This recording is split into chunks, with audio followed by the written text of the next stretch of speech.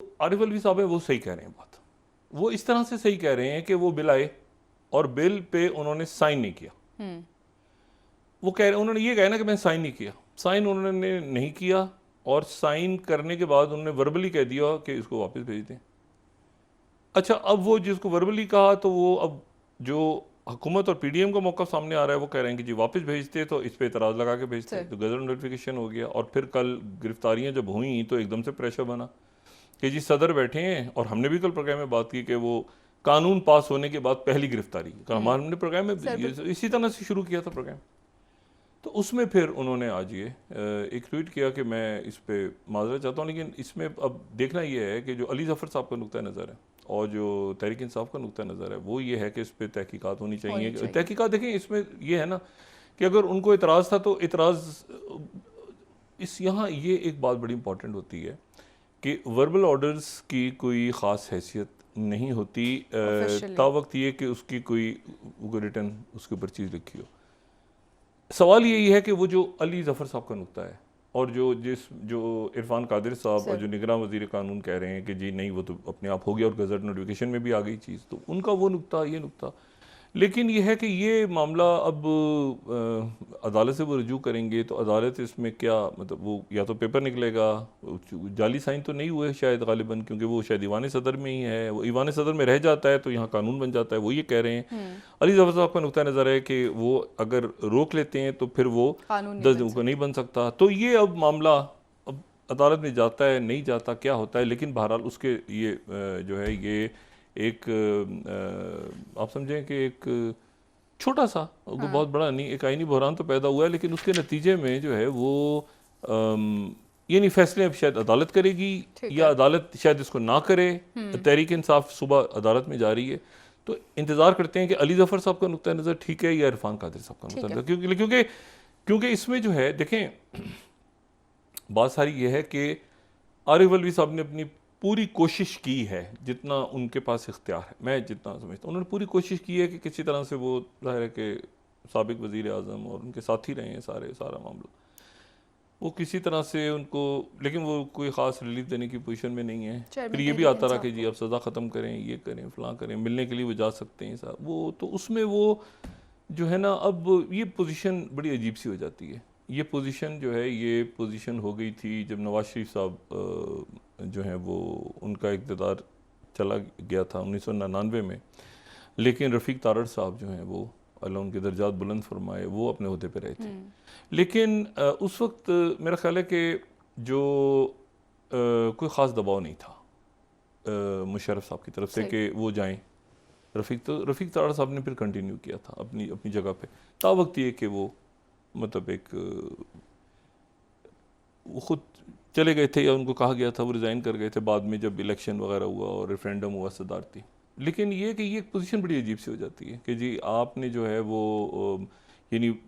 नवाज शरीफ साहब उस वक्त सज़ा हो गई और सारे मसले और सदर जो हैं वो दूसरे, तो ये मेरा ख्याल है कि दूसरी दफ़ा हालिया वर्षों में दूसरी दफ़ा ऐसा नज़र आया है, हालिया तारीख़ में कह लें कि जब एक सदर बैठे हैं और उनकी पोजीशन बड़ी अजब सी हो गई कि वो कुछ भी नहीं कर पा रहे, और वो असल में उनकी जो क़यादत है वो भी उन पर नहीं ट्रस्ट कर रही, उधर से भी ट्रस्ट नहीं है, जो पार्लियामेंट गई है, जो अभी केयर टेकर हैं उन पर भी, तो वो एक अजीब सी सिचुएशन में मेरा ख्याल है कि आरिफ अलवी साहब हैं, तो उन्होंने फिर जाहिर है कि अपनी रूट्स तो उनकी पार्टी ही है, तो उन्होंने फिर एक को किया है। अब देखते हैं कि अदालत, देखिए अली जफ़र साहब का नुक्ता नज़र जो है ना और शोएब शाहीन साहब का और पीटीआई का वो नुक्ता नज़र अपनी जगह पे, वो टेक्निकल बात कर रहे हैं कि नहीं 10 दिन में नहीं होता, और वो कह रहे हैं कि 10 दिन में हो जाता है। यानी इसको हम सियासत से हट के देखें ना, अगर तो वो कहते हैं हो जाता है और 10 दिन में ये लॉ बन गया, वो कह रहे हैं नहीं बनता। क्या अदालत से जाएगा मामला, ये पहले रुक जाएगा। माहिरीन कानून मुख्तलिफ बातें कर रहे हैं, तज्ज़ियाकार भी, तो इसमें देखते हैं कि अदालत में क्या होता है। लेकिन मैं आपको बता रहा हूँ कि ये मुझे अचानक इससे याद आया वो वाक़या जो प्रॉपर गुफअप था। अच्छा, वो गुफअप ही नहीं था, क्योंकि जो मुझे नहीं पता वो कैसे किया, वो कॉल उस पर आ रहा था नंबर। मैंने जब हमने बाद में पूछा, हमने कहा जी ये प्रेसिडेंट तो कॉल कैसे चलेगी, उन्होंने कहा जी प्रॉपर नंबर आ रहा था कि इंडिया से ये मिनिस्ट्री ऑफ एक्सटर्नल अफेयर्स का नंबर है। वो कैसे अब कॉल थी, क्या बहरहाल एक मिस्ट्री है जो बाद में उसके पता नहीं क्या बना, मट्टी पाओ। वो मामला हो गया, लेकिन बड़ी खौफनाक बात हुई। सही, बिल्कुल ऐसे अच्छा, ही है सर। तो ये अच्छा वो मौसूफ फिर पता चला कि व्हाइट हाउस में भी वो कॉल मिलाने की कोशिश कर रहे थे कॉन्डोलीज़ा राइस को, तो वहां रुक गई ये, फिर वो रोक दी उनके गई। CNN वाले, हाँ वहां पे स्टोरी आई थी उस जमाने में। अच्छा, बहरहाल एनीवे, तो ये देखते हैं कि ये मामला कहाँ जाते हैं। ये अगला जो हफ्ता है, ये सर, हफ्ता साबिक वज़ीर आज़म शहबाज शरीफ साहब लंदन शहबाज रवाना शरीफ हो लंदन चुके चले हैं। गए हैं, मौलाना साहब उम्रे पे हैं, जी। मौलाना फजलुर रहमान साहब, और शहबाज शरीफ साहब भी मुल्क से बाहर हैं। हो सकता है कि पाकिस्तान पीपल्स पार्टी की क़यादत भी एक आध दिन में मुल्क से बाहर चली जाए, हो सकता है, मुमकिन है। उनके कुछ लोगों का कहना है कि ज़ाहिर है कि पॉलिटिकल एक्टिविटीज़ यहाँ हो नहीं रही इस वक्त, तो वो भी शायद बाहर चले जाएं। और यहाँ पर कमिंग आने वाले दिनों में ये अदालतें जी। और ये मुकदमात हल्का और बंदियों का सिलसिला। हाँ, नहीं हल्का बंदियों का तो नहीं इशू, इसमें गिरफ्तारियां और ये जो नैब तरामीम का केस लगा हुआ है और ज़मानत मंसूखी का केस लगा हुआ है, और इसमें जो है ये 14 मई का फैसले के उमर साहब बंदयाल साहब के हवाले से मैं तो मुझे नहीं इल्म, लेकिन हमारे जो अदालत को कवर करते हैं जो हमारे बड़े ज़बरदस्त जर्नलिस्ट हैं, उनका मैं तज्ज़िया, उनसे बात हुई मेरी 2-3 लोगों से, उनका मैंने तज्ज़िया उनसे पूछा कि आपका क्या, वो कहते हैं कि उमर अता बंदयाल साहब जो हैं वो जाने से पहले 1-2 फैसले ऐसे करके जाएंगे ज़रूर, जो कि जो पिछली हुकूमत गई है उसके लिए कोई ना कोई वो जो है वो कोई ना कोई एक आध वो फैसला ऐसा करके जाएंगे ज़रूर, ताकि उनकी जो लेगेसी है उनकी लेगेसी ऐसी रहे कि मैं जो हूँ वो बिल्कुल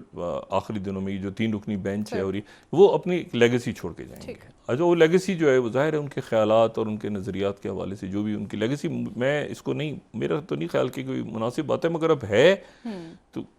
हमें तो पता ही चंद रोज़ पहले चला था, जो बड़ी हैरत जब एजाज़ एहसन साहब ने बताया था, उससे पहले मेरा नहीं ख्याल था कि इतना संजीदा मामला है। लेकिन फिर अंदाज़ा हुआ कि वाकई, मैं ज़्यादा फिर ज़ाहिर है कि नामों के साथ जज साहिबान कौन सा बेंच है कौन सा बेंच नहीं, उस डिटेल में हम नहीं जाते, लेकिन ये है कि ये एक अदालत से एक बात सभी लोग कह रहे हैं, तकरीबन सभी, के उमर अता बंदयाल साहब कोई ना कोई एक आध जो है ना फैसला जो गुजरी पार्लियामेंट है उसके लिए कोई सख्त फैसला करके जाएंगे। वो तौहीन भी हो सकती है, वो नैब कवानीन का उड़ाए जाना भी हो सकता है, वो तौहीन अभी भी तौहीन भी हो सकती है। कुछ का ख्याल ये है कि वो जो पार्लियामेंट हाउस के बाहर तौहीन हुई थी उसके ऊपर वो कर लेंगे, कुछ का ख्याल है वो 14 मई के ऊपर कोई और ऑब्जर्वेशन भी दी जा सकती है, कुछ ये कि नैब तरामीम उड़ा देंगे। ये वॉल्यूम 10 जो है ये भी कुछ इसको देख रहे हैं। हाँ, ये वॉल्यूम 10 जो है इसमें तो आपको पता है वॉल्यूम 10 में क्या है? जी नहीं, बिल्कुल भी नहीं डॉक्टर साहब, नहीं पता चले तो बेहतर है।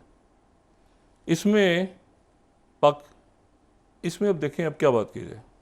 जो ख्वाजा आरिफ साहब भी बताएं, बाकी लोग ही बताएं तो बेहतर है। खजाने की कुंजी है वॉल्यूम 10। अच्छा जी, वॉल्यूम 10 के अंदर वो पेपर्स हैं जो कि जिनसे हमारे सफारती ताल्लुकात तो यकीन मुतासिर होंगे, लेकिन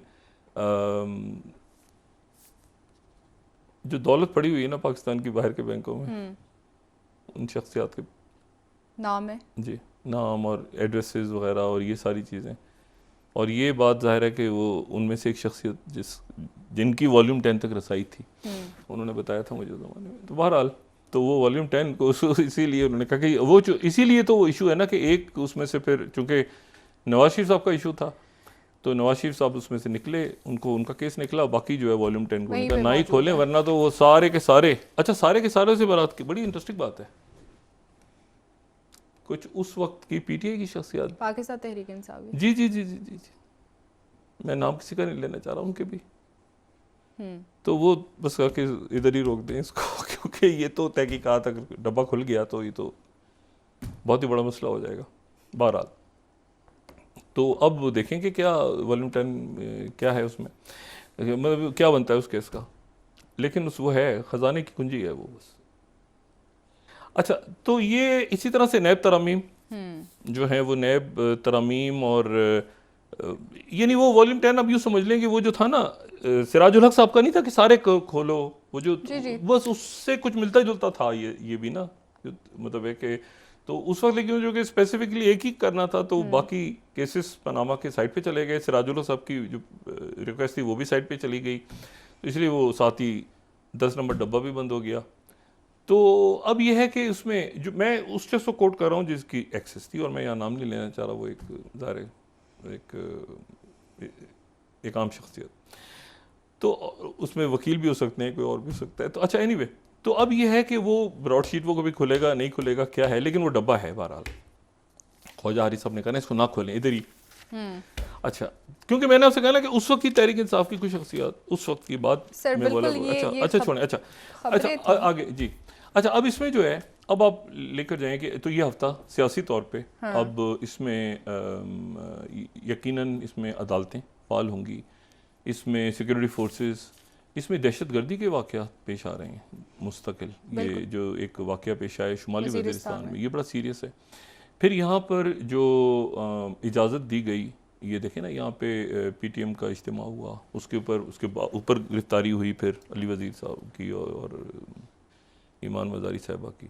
वो भी कल ग़ालिबन 1 या 2 रोज़ का रिमांड है, वो अदालतों में आएंगे, ये आएंगे। तो अब अदालतें, रियासती अदारे,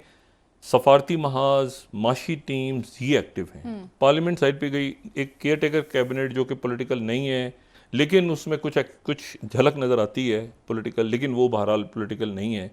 उसमें झलक नज़र आती है पॉलिटिकल इंक्लिनेशन की। लेकिन आज जो नफीदुल्ली बात की मुर्तज़ा सोलंकी साहब ने, बाकी उन्होंने कहा जी ये ऐसे है और हम तो इसकी ये इंटरप्रिटेशन कर रहे हैं और ये गज़ट नोटिफिकेशन हो गया, हम ज़्यादा बात नहीं कर सकते, तो ख़त्म हो गया। वो जो वज़ीर कानून है उन्होंने भी बात की।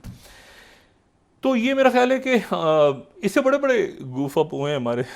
इससे बड़े बड़े मैं कह रहा हूँ ना। तो ये एक ट्वीट हुआ और ज़ाहिर है हालात एक अजीब से हैं पाकिस्तान के इस वक्त, एक पॉलिटिकल ट्रांजिशन हो रही है, उसका भी सर पैर अभी तक, अभी धुंध जो मैं कहता हूँ ना, अभी वो शेप लेगी आगे जाके। कितने दिनों में इलेक्शन होना है, हल्का बंदियाँ होनी है नहीं होनी, वो 90 दिन कैसे होगा, वो अर्ली मतलब है कि फरवरी तक इलेक्शन जाएगा, ठीक है ना। पॉलिटिकल पार्टीज तैयार भी हो रही हैं उसके लिए कि अचानक पता चला कि जी फरवरी मार्च के अंदर वाकई हो गए इलेक्शन, तो उससे पहले क्या हालात होंगे। तहरीक इंसाफ हिस्सा लेगी क्या, उनकी क़यादत हिस्सा लेगी, उनकी क़यादत हिस्सा नहीं लेगी तो फिर कौन तहरीक इंसाफ को चलाएगा। बहुत सारे इसमें इफ्स एंड बट्स हैं। बाकी सियासी क़यादत, ये डब्बे खुल गए, ये उमर अता बंदियाल साहब ने जाने से पहले कोई फ़ैसला सख्त दे दिया, तो अभी बहुत से मामला। लेकिन इसमें जो एक बात है ना, एक बात जो है वो ये है कि ये इस्तेकाम की तरफ एक तो चीज़ हुई है ना कि ये तो बदकिस्मत वाक़या पेश आया जनावाला का, जो कि एक अरसे तक, लेकिन उस वाक़े से एक और भी तो चीज़ देखें ना कि मेरा नहीं ख्याल कि कोई एक शख्स भी या कोई एक जमात भी ऐसी हो मुल्क की, या एक कोई सिविल पूरे सारे, और यानी आप देखें कि फ़ाइज़ ईसा साहब से लेके और निगरां वज़ीर आज़म, और उसके बाद जनाब वज़ीर आला, निगरां वज़ीर आला पंजाब, आर्मी चीफ जी, यही सारे अदारे यही बनते हैं ना। सारी पॉलिटिकल पार्टीज, तमाम सारे उलमा, तमाम मसालिक के सब उन्होंने पहुंच के वहाँ पे मसीह बरादरी। मैं ये बात हमेशा कहता था कि हमारे यहाँ ये नहीं कि हम कहेंगे जी हमारे यहाँ कोई बहुत ज़्यादा महफूज हैं, सेफ़ हैं, वैसे नहीं। लेकिन ये बात ज़हन में रखें कि वो सबसे पहले जो है ना, उनकी कंडेमनेशन मुसलमानों की तरफ से बहुत ज़्यादा इसको सीरियस लेती है, और रियासत बहुत सीरियस लेती है कि क्यों हो रहा है।